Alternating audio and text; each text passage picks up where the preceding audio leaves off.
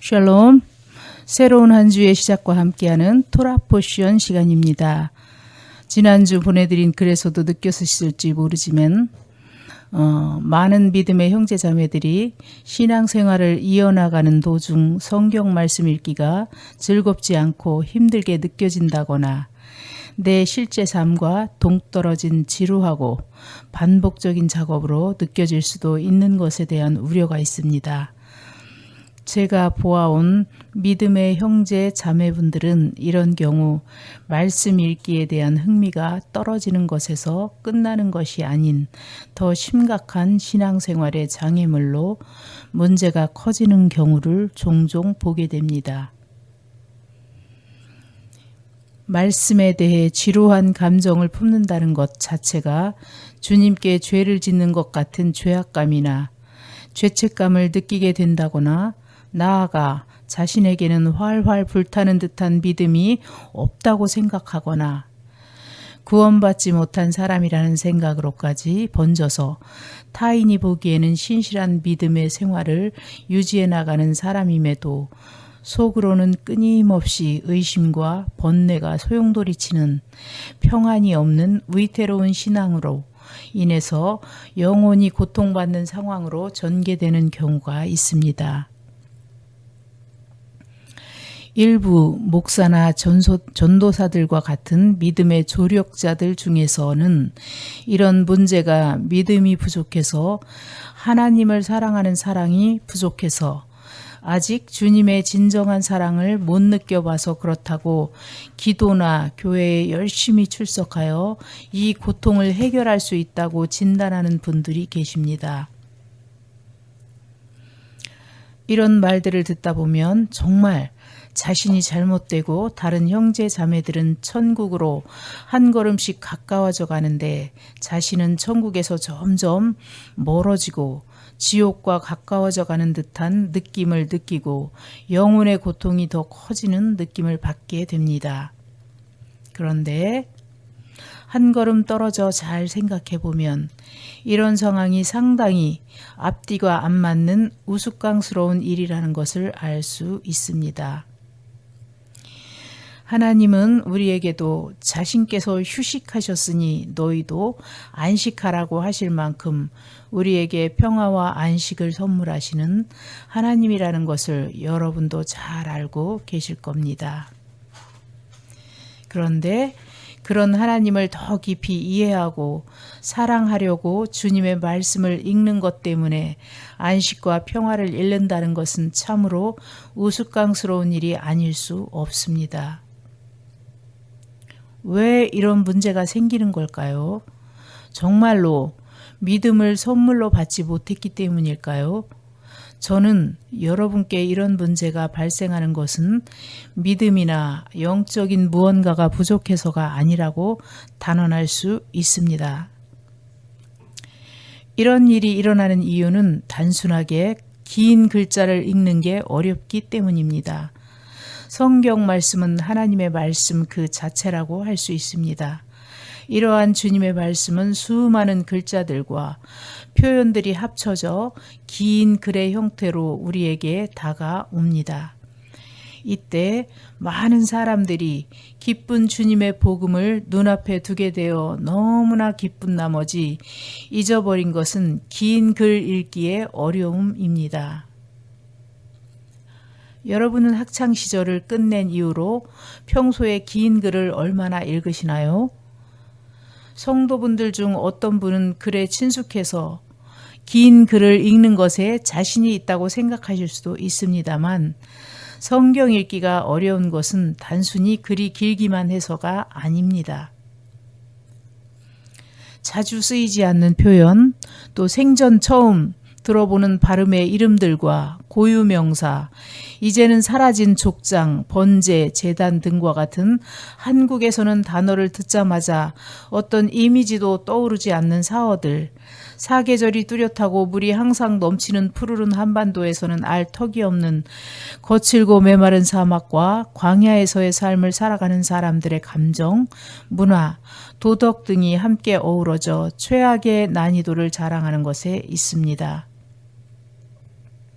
이처럼 우리는 성경을 읽어내고 주님의 뜻을 올바르게 이해한 다음 최종적으로 삶에서 주님의 말씀을 실천하는 단계 중 맨 처음 단계인 글을 읽어내는 곳에서부터 수많은 장애물을 맞이하게 되는 것입니다. 성경 말씀 읽는 게 어려운 것은 당연합니다.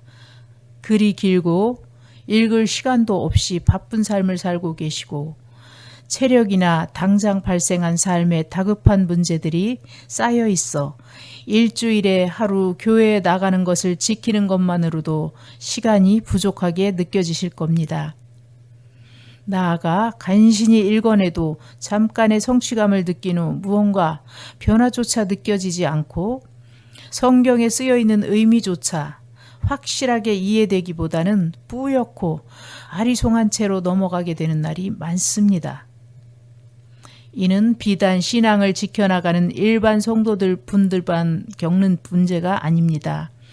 성경의 의미를 이해하기 위해 한국뿐만 아니라 전 세계의 많은 성직자들은 지금도 언어를 바꿔가고 기록들을 뒤지고 기도하고 공부하고 성경의 말씀을 지금 이 시대를 살아가는 사람들의 언어로 번역하려고 계속 발버둥치고 있습니다. 마치 자신의 몸을 사랑해서 헬스장에서 근력 운동을 하며 인상을 찌푸리고 고통을 호소하는 남자를 생각해 보세요. 저 사람이 고통스러운 이유는 자신의 몸을 사랑하는 게 부족해서일까요? 그냥 근력 운동하는 것이 근육을 찢고 다시 회복하는 과정을 반복하니 고통스러운 것이지요. 하지만 우리는 그런 고통 감수하는 남자를 보면 자신의 몸을 아주 사랑한다는 것을 알 수 있습니다. 마찬가지로 말씀을 읽고 이해하는 과정 중 발목을 잡는 이런 모든 고통과 장애물들을 겪으면서도 주님께 다가가려는 여러분의 마음을 하나님께서 어떻게 보실까요? 당연히 자신을 얼마나 사랑하시는지 아시고 사랑하는지 아시고 매우 기뻐하십니다. 그러니 말씀을 읽는 이 행위를 반복적이고 지루한 것으로 느껴지시더라도 지속하시다 보면 어느새 말씀이 쉽게 읽히고 이해되는 수준으로 변해 있는 자신을 보게 되실 겁니다. 그때가 되면 주님의 사랑이 진짜 어떤 것인지 느껴지고 주님께서 얼마나 우리를 사랑하시는지도 더 잘 알게 되실 겁니다. 서론이 너무 길었습니다. 이제 진짜 주님의 말씀을 나눌 시간입니다. 처음 유튜브 형태로 전달하는 토라 포션이기에 저희도 어떻게 해야 할지 잘 모르겠습니다만 앞으로 이러한 활동을 통해 달성하고 싶은 목표는 하나입니다. 동방의 빛 교회 성도분들 모두가 말씀을 쉽게 읽어내고 이해하여 주님과 직접 만나시는 성도가 되게 돕는 것입니다. 일단 한 주의 토라 포션 말씀을 읽었다는 것을 전제로 설명이나 이해하는 데 도움이 있을 만한 부분들에 대해 도움이 될 만한 말들을 전달해 드리겠습니다만 말씀을 읽지 않고 들으셔도 문제가 없을 듯 합니다. 하지만 꼭 하루에 한 줄이나 주말에 몰아서라도 직접 성경을 한 줄이라도 읽어보시길 강권드립니다.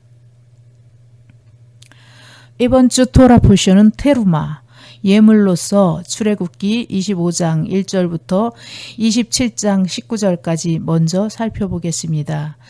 지난주에 보내드렸던 토라 포션 글 중에 있었던 팁을 기억하시나요? 성경 말씀을 읽으면서 각 말씀들이 전해졌던 당시의 앞뒤 상황이나 역사적 상황, 맥락 등을 떠올리며 읽는 것입니다. 출애굽기는 모세와 이스라엘 백성이 애굽, 이집트에서 탈출하여 주님이 약속하신 땅, 가나안 땅에 들어가는 과정을 담은 말씀입니다. 25장 시작절로부터 읽어보시면 아실 수 있듯이 이번 주 출애굽기의 분량은 모두 주님이 거하실 성막을 어떻게 만들 것인지에 대한 상세한 명령과 성막을 만드는 예물을 주님께 드리라는 내용입니다.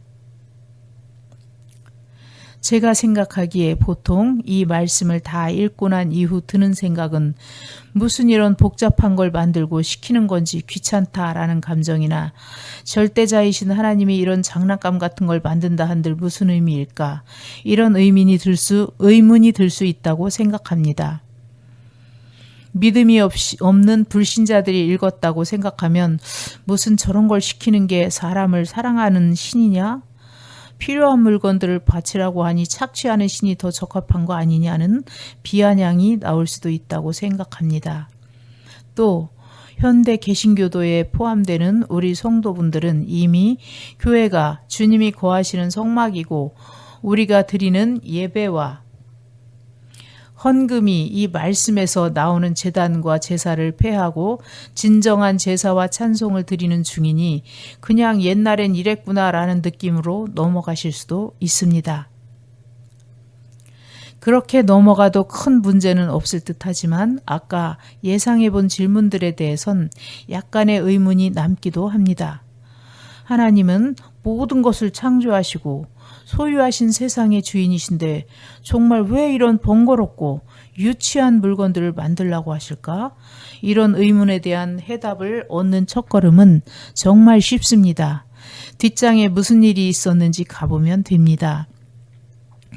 32장에 가보면 새 신자가 아닌 분들은 눈치채셨듯이 이후에 나올 내용은 시내산에서 직접 주님께 돌판에 새겨진 주님의 법, 십계명을 받으러 모세가 시내산으로 올라간 사이에 이스라엘 백성이 불안과 불신에 가득 차서 금송아지 우상을 만들고 여기에 우상 숭배하는 죄악을 범하고 분노한 모세가 주님이 직접 새겨서 넘겨주신 돌판을 바닥에 던져 깨버리는 속된 말로 난장판이 일어난 부분이 나옵니다. 그렇습니다. 주님은 아담에게 선악과를 먹지 말라는 명령 하나만을 내리셨던 분이라는 것을 다시금 생각나게 하는 출애굽기입니다. 이스라엘 백성들은 앞에서 이집트의 왕 파라오와 이집트에게 10가지 재앙과 홍해가 갈라지는 기적을 체험하고도 주님이 세우신 인도자인 모세가 눈앞에서 사라지자 금세 불안과 의심이 가득 차 자신들의 금을 내놓아 우상을 만들고 거기에 제사를 직접 지냅니다. 이처럼 우리 인간은 당장 눈앞에 보이는 무언가가 없으면 불안해하고 무언가 의지할 것을 만드는 연약함과 어리석음을 가지고 있습니다. 재미있는 점은 이런 걸 만든다고 불안함이 없어지지 않는다는 것을 5,000년이 지난 현재를 살아가는 우리도 깨닫지 못하고 같은 어리석음을 반복하고 있다는 것입니다. 결국 처음에 의문은 쉽게 풀렸을 것이라고 생각됩니다. 왜 이런 명령을 내리셨을까요? 인간이 이런 것이 없으면 불안해하고 진짜 세상의 주인이신 하나님이 아닌 다른 것에 의존하고 의지하려는 나약함이 존재하기 때문에입니다. 주님께서는 이를 하시고 우리 사람들을 위해 예비시키시는 것입니다. 이런 인간의 나약함은 예수께서 우리를 위해 희생하시고 하나님을 믿게 된 교회의 고대 형태, 카톨릭에서도 찾아볼 수 있습니다. 수많은 그림들과 조각, 성인들의 뼈를 보관하고 성수나 성유물에 의지하는 모습을 여러분도 이미 알고 계실 겁니다. 다음은 열왕기상입니다.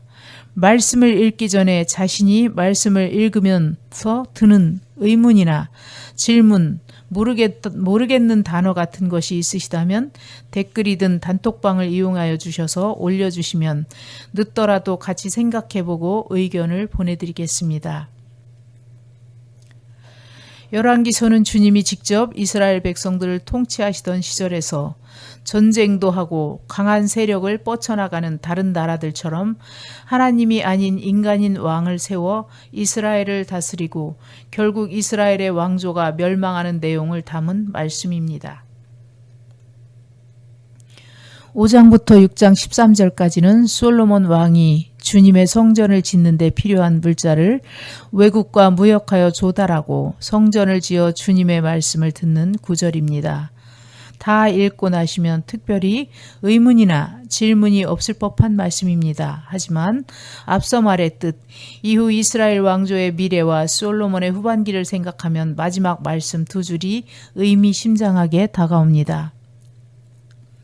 12절 내가 지금 이 성전을 건축하니 내가 만일 내 법도를 따르며 내 율례를 행하며 내 모든 계명을 지켜 그대로 행하면 내가 내 아버지 다윗에게 한 말을 내게 확실히 이룰 것이요. 13절 내가 또한 이스라엘 자손 가운데 거하며 내 백성 이스라엘을 버리지 아니하리라 하셨더라. 내가 만일 내 법도를 따르며 내 율례를 행하며 내 모든 계명을 지켜 그대로 행하면 그 구절을 집중해서 봐야 합니다. 주님은 성막이나 성전을 지었기 때문에 이스라엘 백성과 솔로몬에게 축복을 약속하신 적이 없습니다. 성막과 성전을 지은 것은 인간들이 필요해서 지은 것이고 주님은 시종일관 시대에 상관없이 자신이 지시하신 계명과 법도를 지키는 것이 곧 자신의 백성임을 나타내는 것이며 축복과 구원으로 이르는 길임을 알려주셨습니다. 사람들은 친절하시고 오래 참으시는 하나님을 대할 때 나와 동등한 같은 인간을 대할 때보다 무례하게 행동하고 사고하는 경우가 많습니다.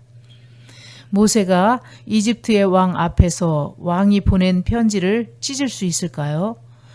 그러나 그는 당장 눈앞에 안 보이는 하나님이 보낸 석판을 분노하여 깨뜨립니다. 솔로몬도 자신이 수많은 비용을 들여 성전을 만들어 바쳤으니 당연히 주님께서 기뻐하시고 자신을 축복할 것이라고 믿습니다. 이스라엘 백성 또한 무슨 짓을 해도 하나님께서 자신들을 선민으로 택한 사실이 변함없을 것이라고 생각합니다. 그러나 주님은 시종일관 자신이 지시하신 법도와 명령을 따르라고 이야기하십니다. 우리는 우리와 동등한 사람을 대할 때에도 내가 선물을 줬으니 나한테 잘해라 이런 식으로 행동하지 않습니다. 필요 없는 물건을 주면서 나에게 잘해라라고 하면 분노를 사기 쉽죠. 그런데 가장 높으신 하나님께는 어떻게 행동해야 될까요? 당연히 그분의 말씀을 신중하게 듣고 그분의 요구를 따르는 것이 당연할 터인데 성경에서 기록된 내용을 살펴보면 이스라엘 백성과 우리는 겁도 없이 하나님의 말씀은 귀 기울이지 않고 마치 하나님을 자동 응답기 같은 것으로 취급하는 경우가 자주 등장합니다. 오래 참으시는 하나님은 우리의 성장을 기다려 주시지만 말씀을 지키지 않고 타락이 심해질 경우 결국 멸망하는 것은 우리입니다. 따라서 우리 동방의 빛 교회 성도 여러분은 이런 어리석음을 반복하지 마시고 직접 주님의 말씀을 읽고 이해하고 따르는 사람이 되길 기도합니다. 이어서 히브리서로 가보면 주님께서 진정으로 우리에게 요구하시는 법과 명령이 나옵니다. 읽어보시면 첫 언약, 즉 앞서 읽은 십계명과 주님의 명령들, 성막에 대한 내용과 이전 구약에서부터 제사가 행해지던 성막, 성전들이 존재하던 시기를 히브리서의 글쓴이는 그러한 제사들이 손 씻기 같은 육체의 예법 같은 것에 불과하고 진정으로 온전한 성전이 따로 있음을 암시합니다. 성도 여러분은 한 주간 완전한 성전이란 무엇이며 완전한 제사란 무엇인지 고민해 보시고 대답을 얻으시기를 바랍니다. 샬롬, 리트라웃. 한 주간도 평강하세요.